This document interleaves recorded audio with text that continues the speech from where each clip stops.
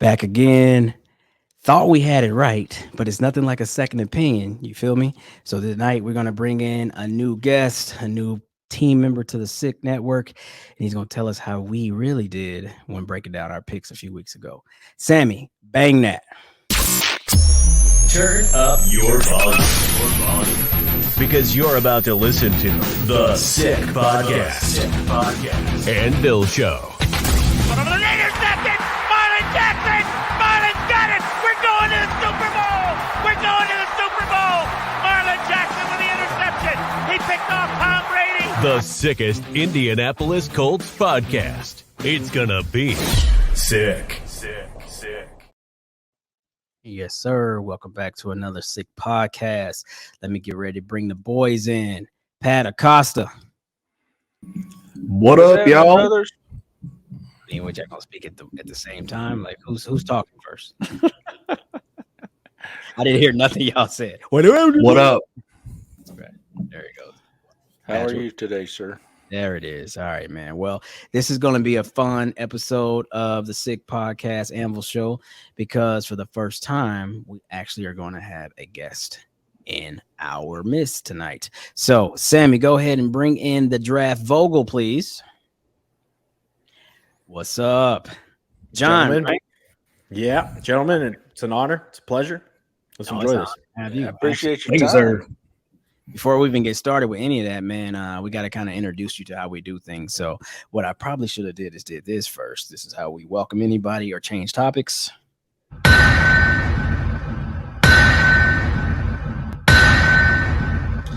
And for all of you that don't know, that's just a simple anvil. That's our theme. That's what we do. We bang that bitch. We bring it every time, man. So welcome to the Forge tonight. It's glad to have you. So before we even jump into it, we'll let you, tell us a little bit about yourself. So you are going to join Sick, correct? Yeah.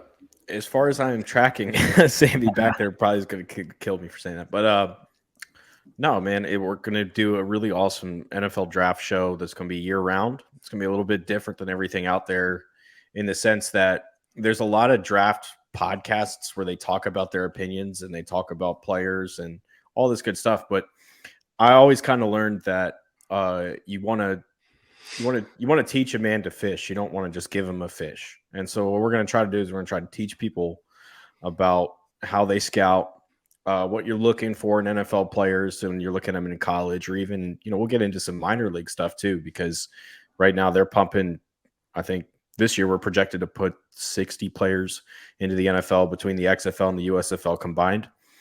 There might be a few that sneak in from Canada as well. So there's always a bunch of different alt league players that are coming up too. But it's just basically, what are you looking for in these players? And then using the popular examples of whatever's relevant at the time. Right. To kind of show people, hey, this is what you're looking for. This is that prototype, blah, blah, blah. Here's how we do it kind of thing. And it was really inspired because I'm the real guy that really mentored me, Mark Gorsak, who is the face of the combine, as some people like to call him, longtime Pittsburgh Steelers scout. He just kind of basically said, if we don't teach people how we do what we do, if we don't pass on the knowledge, we're doing the players a disservice, not just everyone else around us. So that's what we're going to try to do with it. Man, that's super dope, man. Like a real insider that's a part of the team. So no more second guessing or no more just asking the questions. We come into the Vogel, man, every year, bro. Really.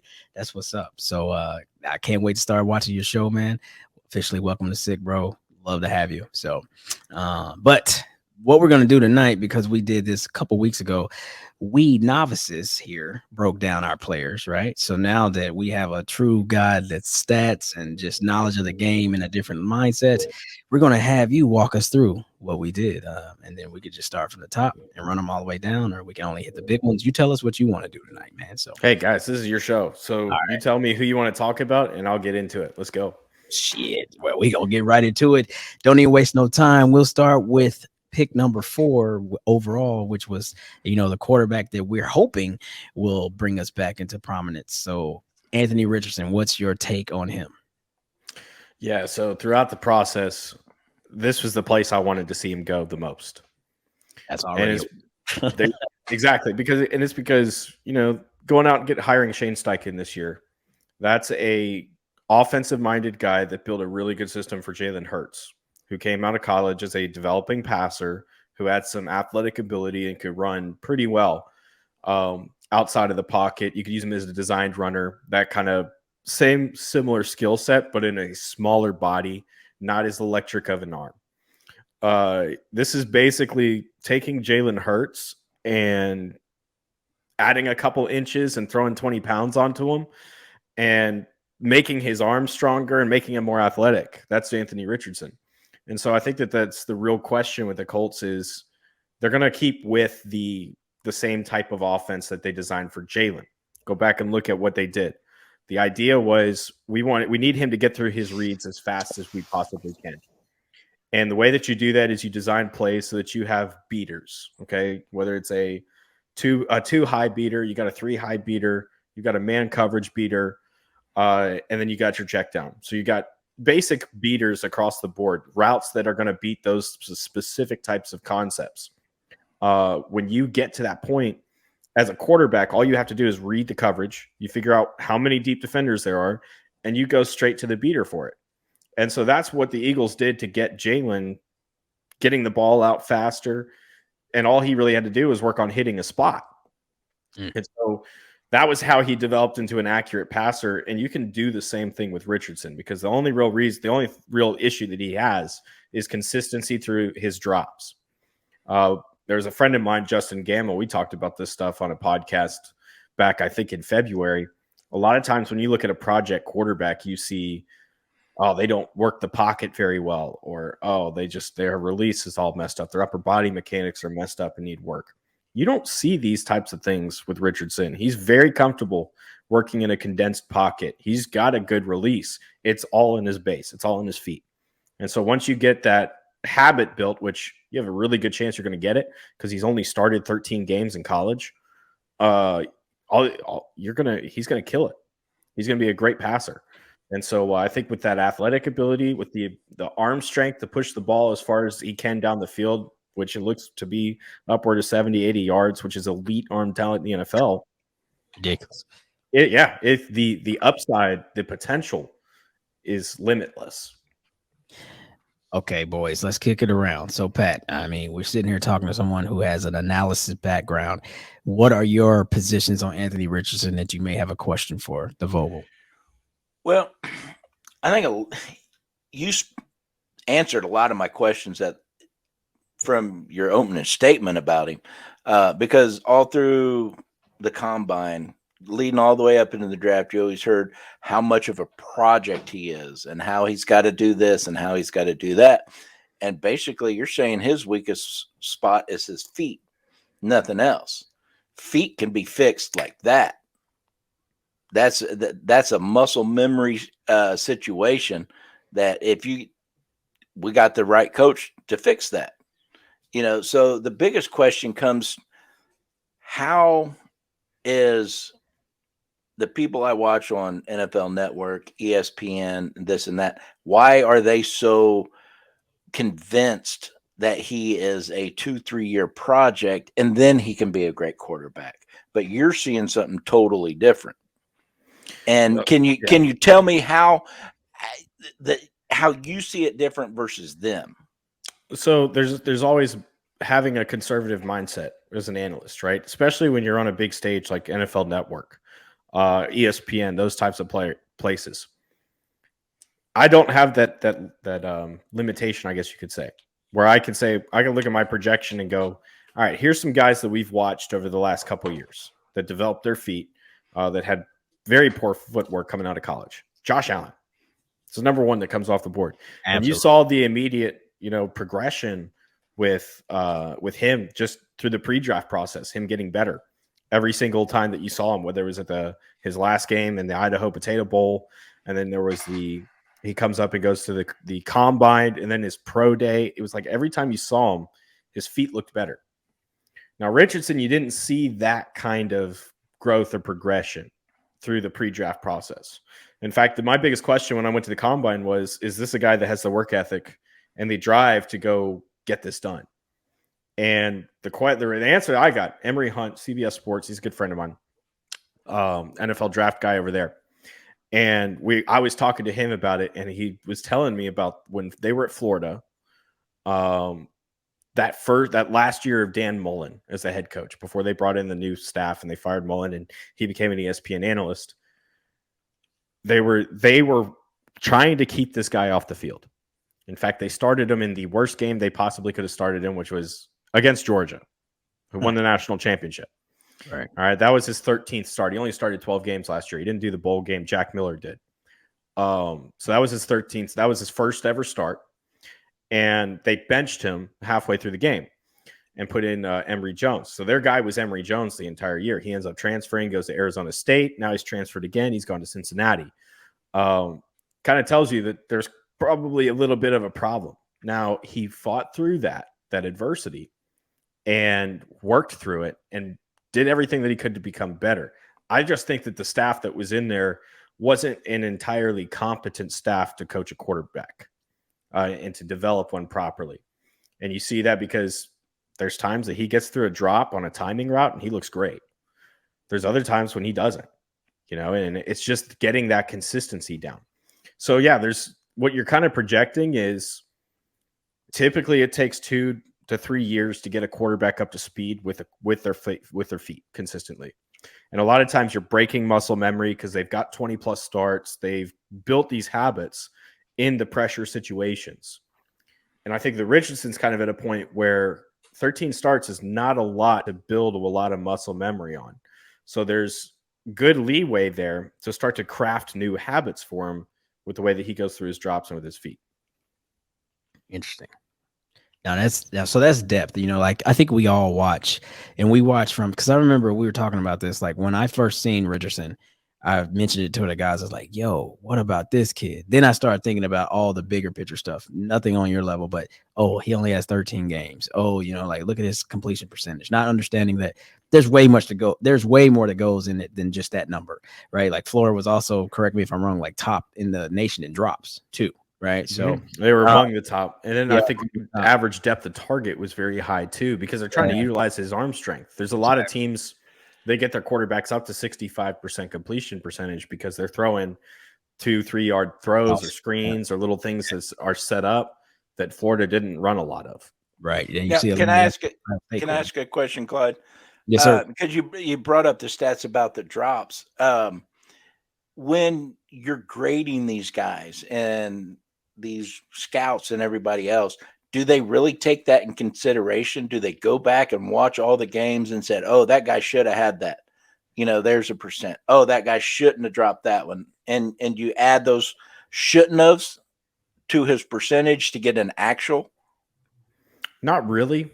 You do take it into account just because it's important to mind, right? In the sense that, okay, well, you're using the drops as a potential analyzer for the receiver group that he was throwing to. We talk about that all the time with quarterbacks. Well, you got to have good receivers, people that can catch the ball, right? You can put the ball in the right place, but if you don't have the guy to catch it, then it doesn't look good on the stat sheet, whatever. But so that's something that is taken into consideration. Now, in terms of, do they go back and watch every game? I guarantee you the Colts did, because they were interested in this guy. And that's part of the research that you do, is you go back and you look at every single game. You try to figure out every single snap about him and go, all right, well, how much do we weigh into this? Because you're taking in a million different factors and you're trying to project where he's going to be as an NFL player, which is a very difficult thing to do. That's why you only see 50% at best hits on your draft picks, because you're trying to project guys that are playing against a lot of amateurs that aren't going to play professionally, what they're going to do against other professionals. And so because of that, it's crazy. Understood. Country, jump in there. What you got to ask the Vogel about AR? My question becomes, when it comes to the football IQ, knowing he only started 13 games, so how would like an NFL team or even yourself like go about, evaluating his football IQ only having 13 starts? So I'm going to look at the coverages that they were up against, and then I'm going to go through the route combinations that they ran, and then how did he react to them. And I think that there was enough improvement from week 1 of last year to week 13 or 14, whatever it was that they played their last game against Florida State.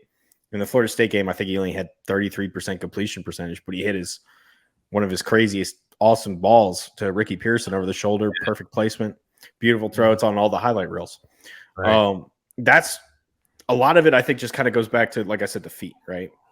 And it's not that he's not making the proper decisions. It's that when you're throwing a timing route, I'm going to use there's several types, right? You've got an out route. A quick out is a timing route. That's a 3-step.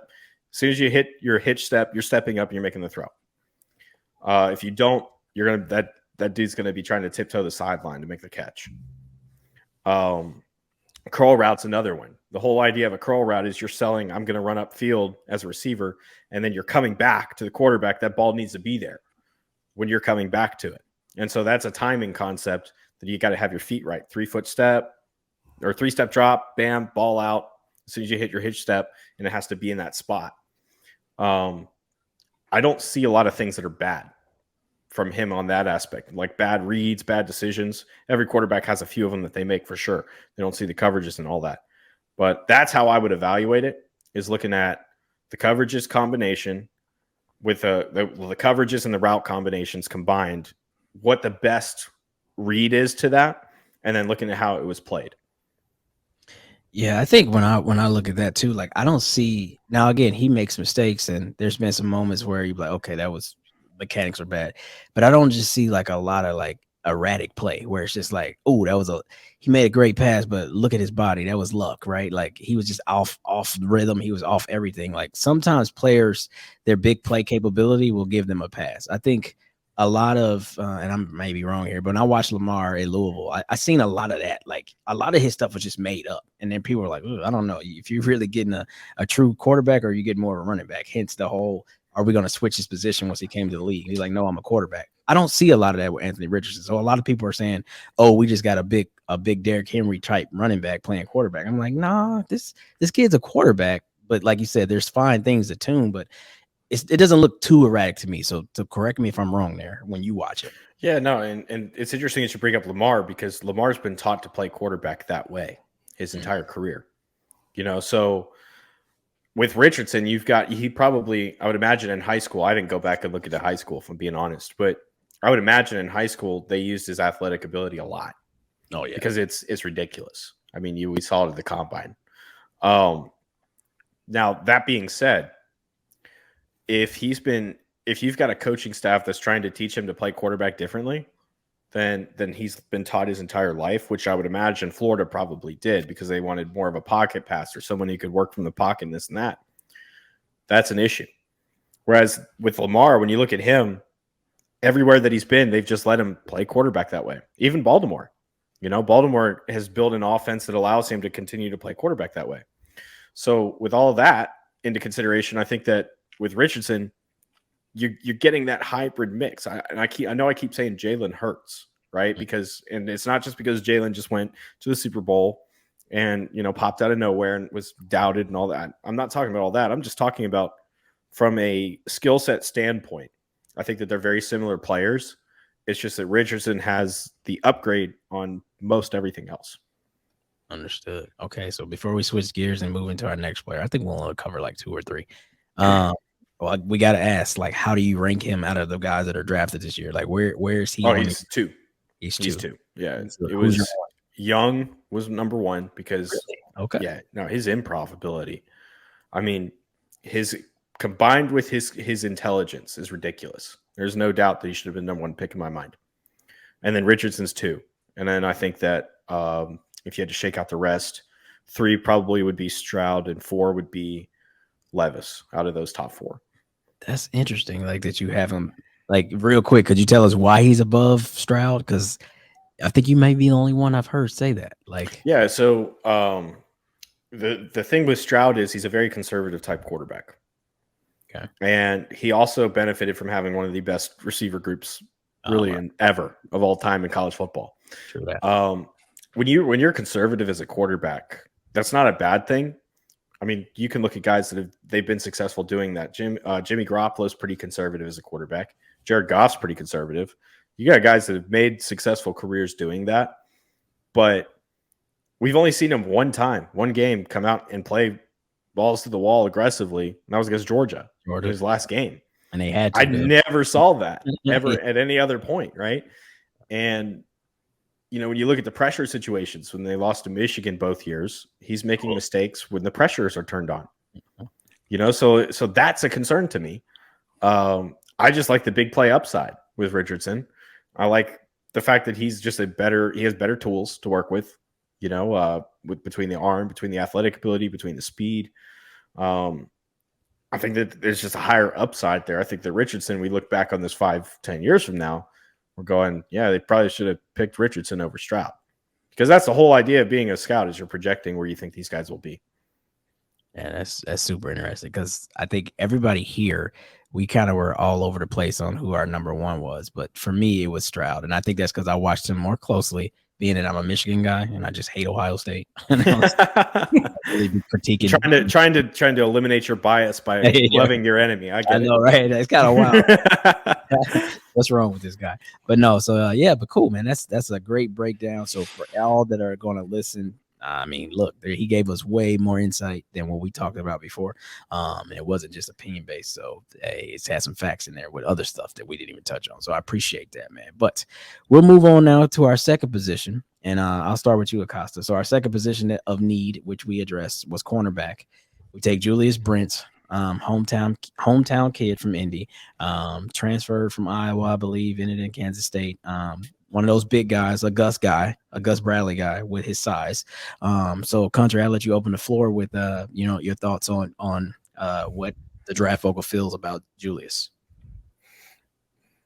I guess my question would become, with Julius in the scheme that he would be playing with Gus would be, oh shoot, I had a couple, I think. Circle back to me. Pat, go ahead. Nope, you got to do it now. Right now. No. I was like, who do you tell me what to do, sir? Well, this kind of goes with Julius, but it's kind of an overall question in the draft, because in my mock drafts, I had Julius going a lot sooner than what he went. What is it that's making these kids in the draft, like Julius, either go up, go down? How does that all play out with players like that? So if you're referring and I don't mean to interrupt, but you can take Levis in that too, because everybody expected him to go, pretty high up, and he didn't go until the second day.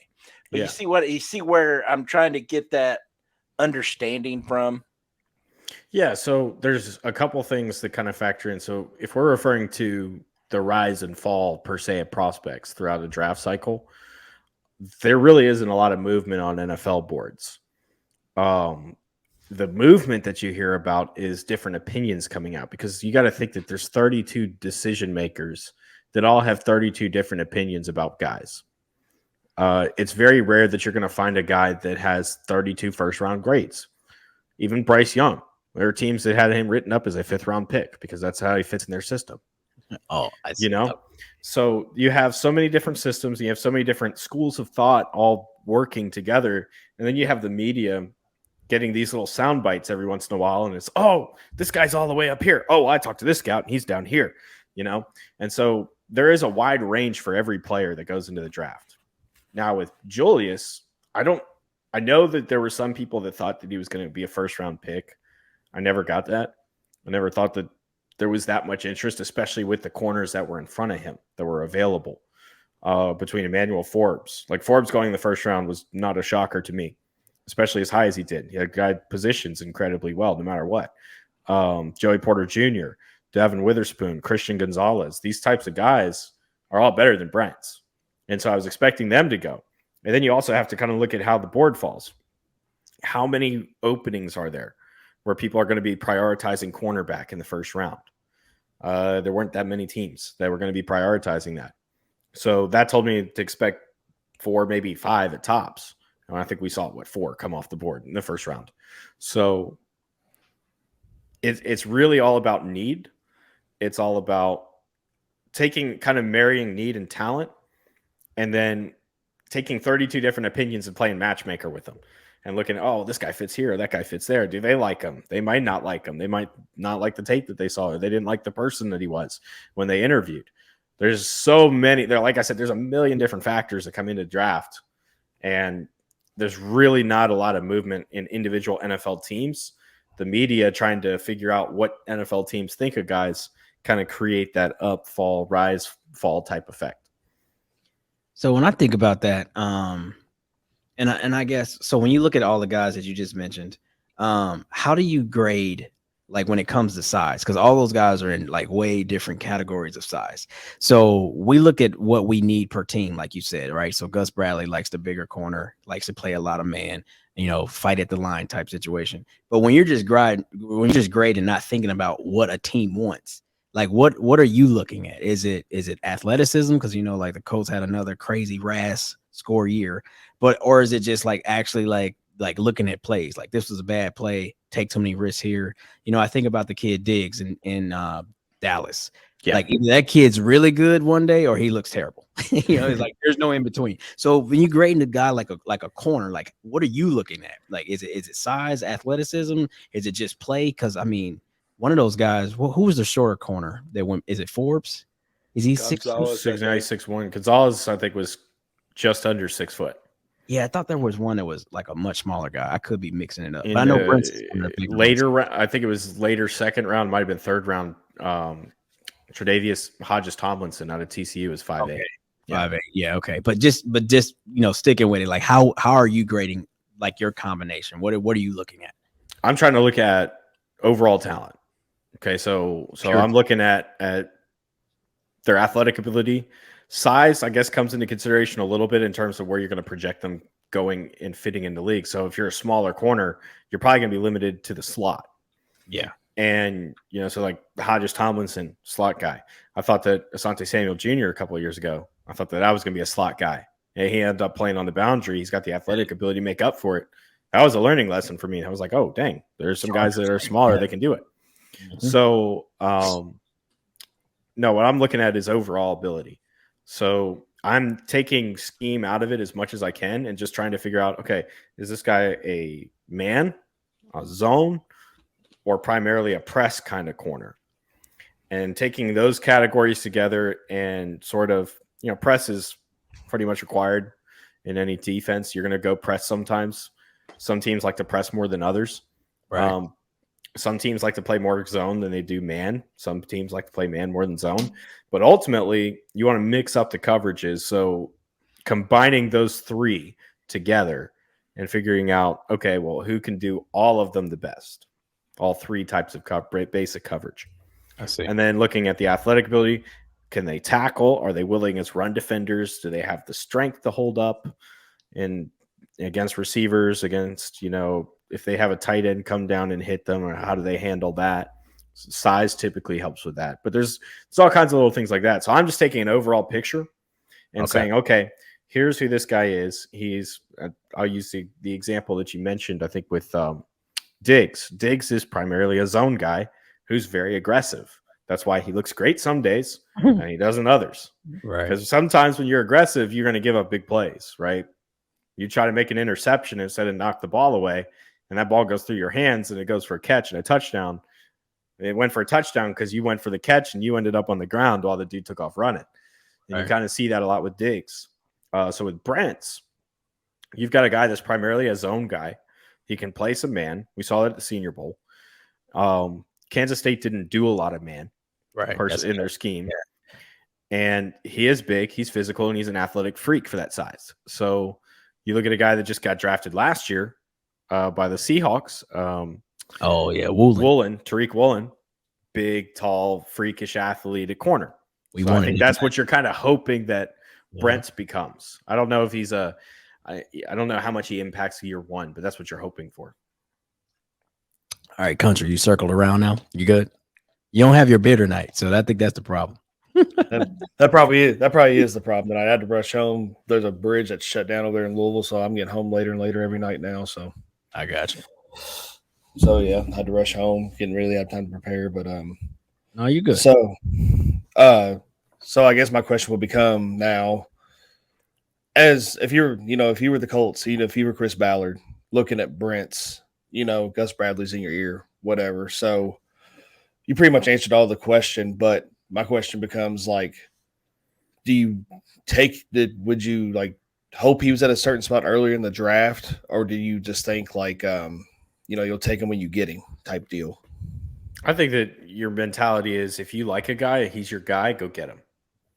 I think that there's a lot of draft analysts that hated the Lions draft, for example, in the first round because they took a running back at 12 and took a linebacker at 18. Well, those were their guys. And so if that's your guy and you like him, you know that you can scheme with him and you want to do different things with him, go get him. That's my mentality. And so with the Colts, like if Brents is their guy and they traded back down because they knew that he was going to be there, or they had a good feeling he was going to be there, cool, do it, right? I think you they get some traded back capital down. with it. They traded back down twice, didn't they? Before they grabbed Brents. It was crazy. Yeah, because you're expecting too at the beginning of day two, you're expecting the run on wide receivers, tight ends, and then I think there were a couple other guys that were up top. But that's what everybody was sort of expecting, this run on wide receivers, because there was a lot of day two talent. Even though 4 had come off the board in the first round, they were expecting the tight ends to start falling real fast, which they did. Myers, Laporta came off real fast. Porter came off the board. Joey Porter came off at the beginning of the round. Will Levis. So, they took a bet, and it was that we're going to move back to here, and our guy will be there, and he was. Yeah, and Ballard does that a lot. I mean, we've learned that talking to him. We've learned that watching him. Like he takes that risk, and I think that's what's cool to learn about the process is that we're only looking at the number of the round, where really they're looking at there's 5-6 guys that can be here, right? And so we're happy with either one of these 5-6 guys versus us being locked in on one, usually as fans. So learn that during our last with the first pick. That was pretty cool to see. Okay, well, they picked up some crazy talent in the back end with all those picks. I mean, yes, they did. Yeah, I think that's how we're going to end. But we'll before we get to that, the last guy we'll talk about for time reasons is this was Reggie Wayne's favorite receiver, and that being Josh Downs.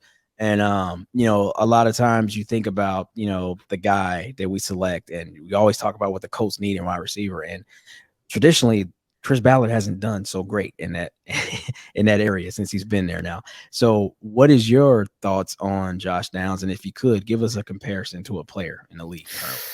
Oh, comparisons I'm not good at unless it's straight up obvious to me.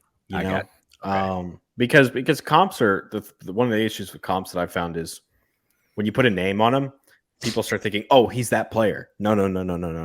He's that type of player. Yeah, okay. Right. There's a difference. Some guys are better at it than other guys. Okay. I'm just saying that's the type of player that he is. But I don't have one that screams at me with Josh. The biggest question with Josh is, can he play on the boundary? He's 5'9", 175, if I remember correctly. And that's not great size. Absolutely. Out of the guys that were in this class that were under 5'10", I really thought that Zay Flowers was the only one that I thought for sure was going to be able to play on the boundary. Okay. If he can play on the boundary, that's a steal. If he's limited to the slot because he doesn't have the physicality to win press on the outside, that's going to be a problem, I think.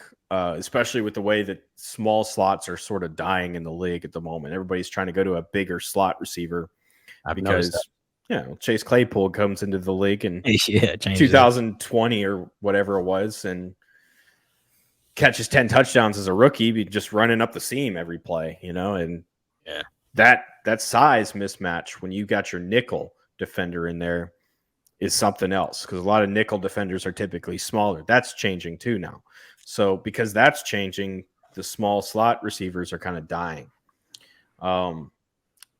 I hope he's got it up to play on the boundary. I'm not sold. This is the one pick, I think, in their draft that I kind of look at, and I'm like, I don't know about this one, guys, because I don't know if, like, obviously he's got the speed, and Sam Howell loved him, and Howell talked about how he was the best receiver they ever played with, and blah, blah, blah.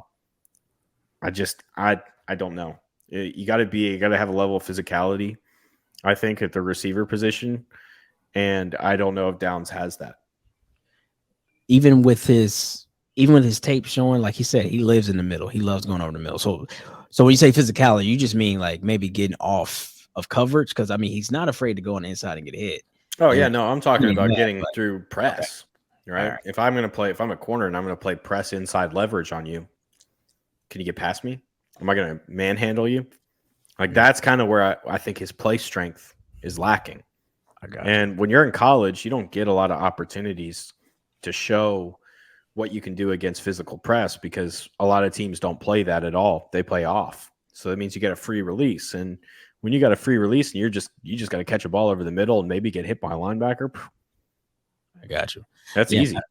Now that'd be interesting to definitely watch because I don't know if we even look at him to the outside because of Pittman and Pierce and whatever, but if we do, I mean, maybe the tape of T.Y. Hilton, right? T.Y. Hilton's 5'9", 5'10", started on the outside. Yeah, I think he's closer to 5'11" if I'm thinking, but yeah. Yeah, but so I don't know. We'll see. That's he's interesting. faster than Hilton. Yeah, absolutely. So that's cool. I just thought that when Reggie Wayne broke him down and graded him, he's like, look, this is my favorite receiver of the whole thing. Period. Of course, I don't know what Reggie's thinking when he's saying that, but he just said basically it was how he's getting in and out of breaks. His route combinations, they were easy for him. Footwork amazing. So I don't know if Reggie sees him as an outside guy. Maybe he understands being an offense 1 year. Like, look, this is where we lacked last year. A lot of stuff wasn't happening, right? Like a lot of guys are open or maybe not, but the line was trash. Or Matt Ryan's looking out of his ear hole. Like, Matt Ryan had all kinds of he was physically degrading throughout the entire year. You watching his arm die through every throw. I went to the Jags game in Jacksonville, and that was week 2, and I was texting the boys like, "This is not Matt Ryan we watched in the summer. Like, this dude is already out of gas in week 2." So I don't know, Pat. But what's your thoughts on Downs? You got a question for the Vogel? No, but I'm going to make a statement. I think this is the one kid out of this draft that's going to surprise the shit out of you. From the videos that I've seen from rookie camp to OTAs now, this kid has done nothing but impress the shit out of me. And I think by the end of the season, you're going to say, yeah, that fat bald guy, he was on to something. He's really changing. I knew I'd get it. There he goes. But no, I really think he will step up to every plate that's thrown at him. Absolutely. I just see it, man. Yeah, I'm all for dudes proving me wrong. I think that's part of it. What makes this fun, right? Is they don't have to prove me wrong. That's not why they're doing it. But I like seeing dudes prove me wrong because that's a lesson that I get to learn, right? And I can take that and apply it somewhere and make it better. Lamar Jackson, for example, you mentioned him off the top of the break. That's one of the biggest misses I had in his evaluator. That was back in the beginning when I was just getting started with it. But looking at it going, looking back at it going, man, I missed on it. So, because I didn't think he could play quarterback at the next level. And obviously he can because he's an MVP, Right. And so that's where I think I was able to correct my school of thought into seeing that, hey, this is a type of quarterback that can work in the NFL. You just have to build the offense with him. And if you get a guy that he's going to a place that they will build an offense around him like that, you're going to see that success. And teams have started to pick up on that. That's why you're seeing hopefully we're going to see Justin Fields really start to throw well this year. But Jalen Hurts, I know that there's a couple other athletic guys. I just can't think of who they are off the top of my head right now because those are the big guys. Patrick Mahomes, even a little bit. You have to design an offense around him. Teams are understanding that now. It's not about the coach and his system. It's about, hey, how can you get this guy and unlock everything that he can do, all of his potential. And to your credit, no shot at the Titans. I know the Titans are part sick too, but like you seen that with Mariota, right? Like people thought Mariota would transition and he just didn't. I mean, not that he was as fast as Lamar Jackson or anything like that, but it's like he came from an offense where it's like run pass option. I can create whatever, and then get to the league. Couple good moments here and there, but overall, it's just a quarterback. Like it just didn't. Yeah, they tried to put him in the pocket and make him throw from the pocket and just use his athleticism as a scrambler. That's not how he plays football. He needed to be wide open all the time. Acosta, you got a question about Josh Downs? I sure do. So I like how you like subcategoried, the smaller receivers. So as an analyst, looking at a receiver 5'11", or smaller, as an analyst, what are you looking at, going into the draft? What will you be looking at in a smaller, like potentially slot receiver? Electric athleticism, smooth breaks, good release. You got to be great now, to be a smaller guy and play in the NFL at that position. The more electric the athlete, the better. And you kind of look at some guys that were smaller that went early, like Zay Flowers. I mentioned him off the top of the break. Zay Flowers was probably my favorite receiver in the class. And it's because I know that after the catch, he can be a running back in the open field. He's going to break tackles. He's going to juke people. And he's got the speed to be ridiculously crazy. And so all you really have to do is Zay. You can do it from the boundary. You can do it from the slot. It doesn't matter. You can do it from the backfield if you want. As a running back, I don't care. You just got to scheme him to space. And there are guys that have been very successful that are bigger than him, like Deebo Samuel. That's a guy that you scheme him to space, he's going to make something happen with it. And I watched Zay do that over and over and over and over again at Boston College. So, like Zay, like if you're the type of athlete that Zay is, you're going to be successful. Ultimately, if you're a smaller guy, you want to be able to play on the boundary and prove that you can do that. Yeah, that's a very, very, very hard thing to do. But if you can't do that, look at the guys that also got picked. Trey Tucker out of Cincinnati, Darius Davis out of TCU. These guys went to the Senior Bowl and showed off their route running ability and just their ability to get off a release, to get through press clean, and being so quick and so smooth off of everything that defenders can barely get their hands on them.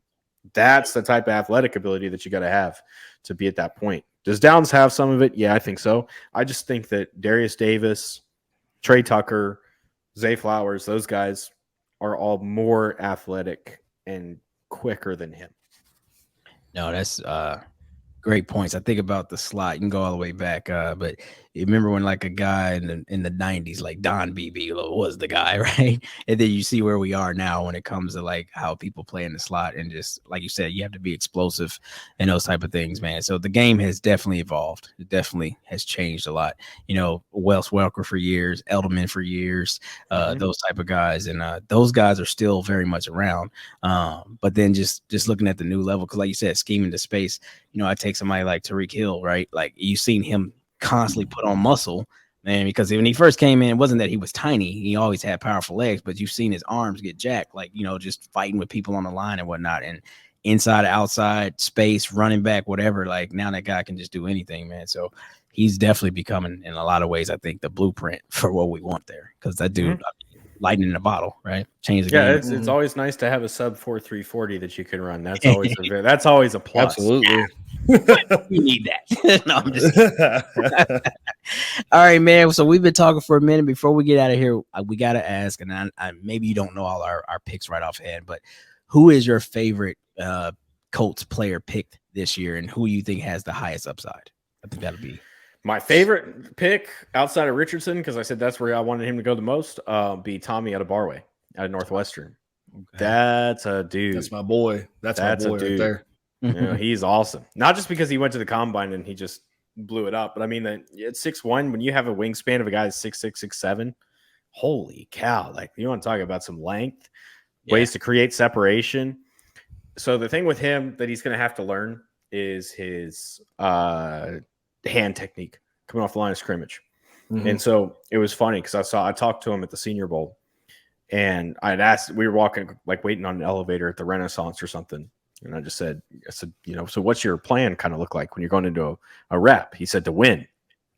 I was like, that's great, but how are you going to do that? He goes, by any means possible. I said, okay. I love the enthusiasm, but here's the thing, man. I was like, because when you're attacking a tackle that's going to set you up a certain way, how are you going to attack him? Like, what's your plan? I was like, dude, you're playing chess. You got to go into a rep. You got to win right? But you gotta set him up. I said, you got the speed, you got the length. You could go speed to power, speed to power, speed to power. Keep pushing him outside, get him to overstep one play, and all of a sudden, that's when you come with your inside counter. You rip under him, and bam, you're in the quarterback's lap.